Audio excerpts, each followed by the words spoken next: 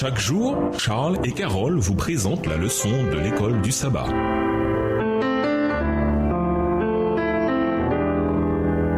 Bienvenue à votre émission Dieu nous parle. Nous leçon de vendredi pour aller plus loin. Lors de la conquête de Jéricho, Akan fut le seul homme à rapporter de l'argent et de l'or dans le camp d'Israël. Josué avait dit aux hommes de rapporter au trésor de la maison de Dieu l'or et l'argent, ainsi que les vases de bronze et de fer. Josué 6, versets 19 et 24. Tout le reste devait être brûlé. Mais Akan fut le seul à en garder quelque chose. À cette heure de triomphe et de châtiment, il ne s'était trouvé sur des millions d'Israélites que ce seul homme pour oser violer l'ordre de Dieu.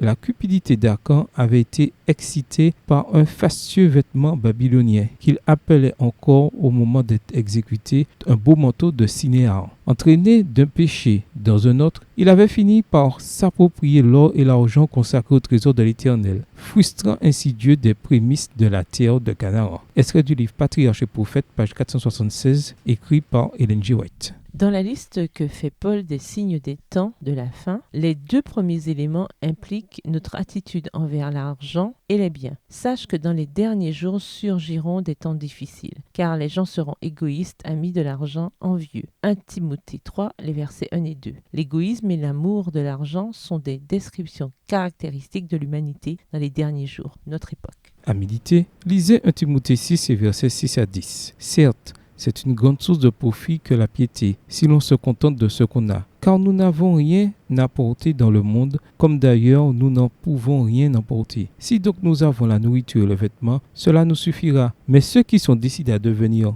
riches tombent dans l'épreuve, dans un piège et dans beaucoup de désirs stupides et pernicieux. Car l'amour de l'argent est la racine de tous les maux. Et quelques-uns, pour s'y être adonnés, se sont égarés loin de la foi et se sont infligés à eux-mêmes bien des tourments. En classe, donnez des exemples de personnes qui, à cause de l'amour de l'argent, se sont infligées à eux-mêmes ainsi qu'à d'autres bien des tourments. Les exemples ne manquent pas, n'est-ce pas? Comment trouvez-vous le juste équilibre, sachant que nous avons besoin d'argent pour nous en sortir, mais sans pour autant tomber dans le piège contre lequel Paul nous met en garde ici? Que peut-on convoiter à part l'argent? Quelle est la différence entre un désir légitime et la convoitise? À quel moment un désir légitime devient-il convoitise? Au revoir. Et à demain si Dieu veut.